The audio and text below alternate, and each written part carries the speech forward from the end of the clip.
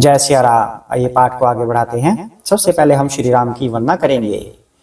सिया राम जय जय राम, सिया राम जय जय सिया राम, सिया राम जय जय राम, सिया राम जय जय सिया राम, सिया राम जय जय राम, सिया राम जय जय राम, सिया राम जय जय राम, सिया राम जय जय राम, सिया राम जय जय राम, सिया राम जय जय सिया राम। जय सिया राम। बस शत्रुघ्न लक्ष्मण जी की जय हो, वाल्मीकि जी की जय हो, तुलसीदास जी की जय हो, हनुमान जी की जय हो, शिव पार्वती की जय हो, जय काकभुषुंडी गरुड़ जी की जय श्री गणेश। तो हमने अभी तक कहाँ पर पाठ कर लिया? गरुड़ जी और काकभुषुंडी जी आपस में वार्तालाप कर रहे हैं। काकभुषुंडी जी अपने कलयुग में जब वो पैदा हुए थे उसका वर्णन कर रहे हैं कि लोग कैसे थे, कितने अधर्मी लोग थे। तो कहते हैं कि सब दंभ द्वेष और मान मोह काम यानी काम क्रोध लोभ इससे ग्रस्त थे, और सभी जो दान वगैरह भी करते थे, अगर कोई अच्छा कार्य भी करते थे वो भी तामसी भाव से करते थे, और देवता लोग भी अपना सही से जो उनका कार्य होता था वो नहीं करते थे। यानी कि जैसे इंद्र हैं, उनका कार्य होता है पानी बरसाना, जल बरसाना, वो भी नहीं बरसाते थे। प्रकृति अन्न पैदा नहीं करती थी, अर्थात ये सभी कलयुग के लक्षण बता रहे हैं। अब आगे करते हैं। जय सिया राम। अबला कच्च भूषण बुरी छुदा, धनहीन दुखी ममता बहुधा, सुख चाहही मूढ़ न धर्म रता, मति थोरी कठोरी न कोमलता। स्त्रियों के बाल ही भूषण हैं, अर्थात उनके शरीर पर कोई आभूषण नहीं रह गया, और उनको भूख बहुत लगती है, अर्थात वे सदा अतृप्त ही रहती हैं। अब क्या कह रहे हैं कि बाल ही भूषण है, कि बाल ही संवारती रहेंगी स्त्रियां, कुछ और कार्य नहीं करेंगी। उनके शरीर पर कोई आभूषण ही नहीं है, अर्थात जो भी आभूषण पहनते हैं कानों में, नाक में, सब जगह, तो वो कोई आभूषण ही नहीं है, बस बाल नहीं संवारने का काम रह जाएगा स्त्रियों का। और वो पुरानी बात बता रहे हैं, कलयुग में ऐसा था और आज भी ऐसा ही। आप देख लीजिए आभूषण कौन पहन रहा है अब। वो कहते हैं उनको बहुत भूख भी लगती है, कि सारा दिन वो कभी तृप्ति नहीं होती। वे धनहीन और बहुत प्रकार की ममता होने के कारण दुखी रहती हैं। सभी स्त्रियों की बात नहीं हो रही, कलयुग की ज्यादातर स्त्रियों की बात हो रही है। कुछ अच्छी स्त्रियां भी माताएं हैं जो बिल्कुल भक्त हैं, भगवान की शुद्ध भक्त हैं। तो कह रहे हैं कि वे धनहीन और बहुत प्रकार की ममता होने के कारण दुखी रहती हैं।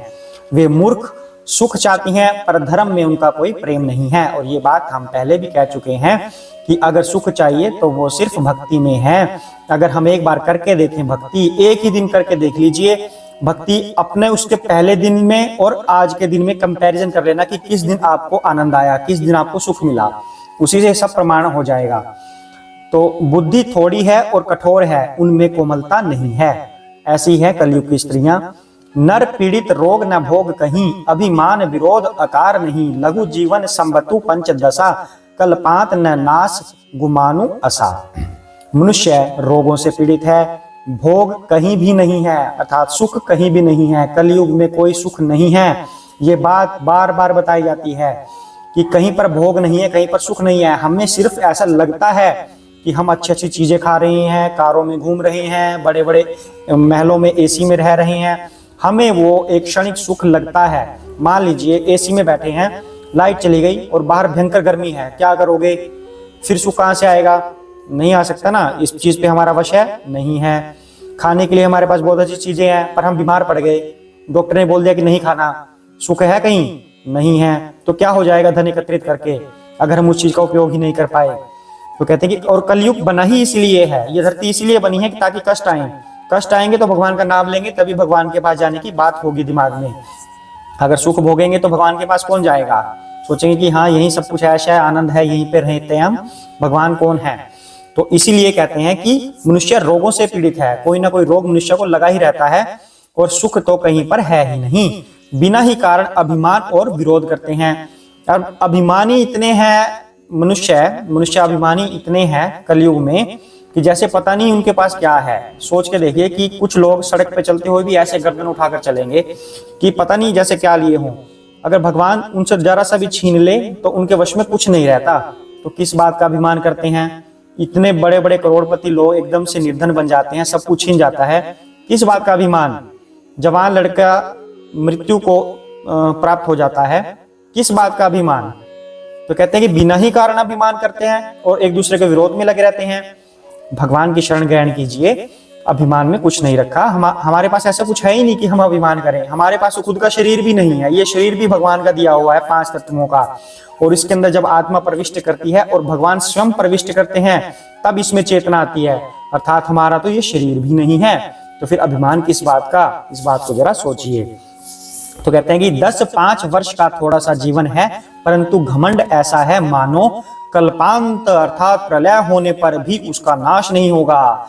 घमंड तभी आता है जब हमें ऐसा लगे कि हम तो ठीक हैं, स्वस्थ हैं, हमें कुछ नहीं हो सकता। तो कहते हैं कि 5-10 दिन की जिंदगी है ये, और घमंड ऐसा है जैसे प्रलय तक हमारा कुछ नहीं होगा। तो ये बात सिर्फ सोचने की है, विचार करने की है, क्या क्या ये सत्य है? और अगर ये सत्य आपको लगे तो इसको अपने जीवन में उतारिए। घमंड, क्रोध हटाइए, विकार अपने हटाइए, भगवान की शरण ग्रहण कीजिए। तो कली काल बिहाल किए मनुजा, नहीं मानत कवौ अनुजा तनुजा, नहीं तोष विचार न शीतलता, सब जाति कुचाती भय मगता। कली काल ने मनुष्य को अस्त व्यस्त कर डाला, कोई बहन बेटी का भी विचार नहीं करता, लोगों में न संतोष है, न विवेक है और न शीतलता है, अर्थात कोई विनम्र भाव से किसी से बात करना ही नहीं चाहता। इतनी स्ट्रेस भर गई है सबकी जिंदगी में, इतना असंतुलन बन गया है, धन की चाह इतनी हो गई है और खर्चे भी इतने हो गए हैं, तो धन की चाह भी होगी, ये बात भी स्वाभाविक है। तो कहते हैं कि किसी के अंदर कोई शीतलता ही नहीं है, कोई विनम्रता ही नहीं है, इतना परेशान रहते हैं सभी। ये कलयुग के लक्षण हैं। जाति कुजाति सभी लोग भीख मांगने वाले हो गए हैं। पहले कहते थे कि क्षत्रिय लोग दूसरों की रक्षा करेंगे, ब्राह्मण लोग दूसरों के लिए कर्मकांड करेंगे, संत लोग दूसरों के लिए भगवान से आराधना करेंगे, वैश्य लोग व्यापार करेंगे, शूद्र लोग सेवा करेंगे। अब इन चारों में से देख लीजिए क्या कोई अपने काम पर अडिग है? चारों लोग मिक्स हो गए हैं, कोई किसी का कार्य कर रहा है, कोई किसी का कार्य कर रहा है। इसी वजह से वर्ण किसी को अब समझ ही नहीं आता कि वर्ण क्या होते हैं। सबने जातियां बना दी, अलग अलग तरह की जातियां, गिनती भी नहीं कर सकते, इतनी जातियां बना दी। ये सिर्फ अज्ञानतावश हो रहा है कलयुग के प्रभाव के कारण।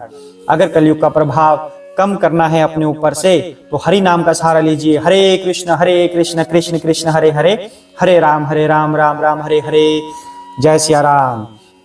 हरि नाम का सहारा लीजिए तो कलयुग का प्रभाव कम हो सकता है, वरना नहीं, वरना कलयुग तो अपना प्रभाव छोड़ेगा ही छोड़ेगा। तो ईर्ष्या परुषाक्षर लोलुपता, भरी पूरी रही समता बिकता, सब लोग वियोग विशोक है, वर्णाश्रम धर्म आचार गए। ईर्ष्या, कड़वे वचन और लालच भरपूर हो रही हैं, समता चली गई, सब लोग वियोग और विशेष शोक से भरे पड़े हैं, वर्णाश्रम धर्म के आचरण नष्ट हो गए, अर्थात बुरा हाल हो चुका है कलयुग का। और अभी जो हम कलयुग देख रहे हैं इसमें ये सब सेम चल रहा है, पर आगे आगे और ज्यादा होगा।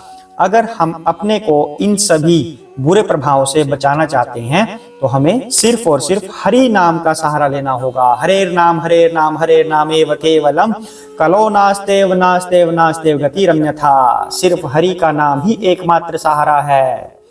जय सिया राम।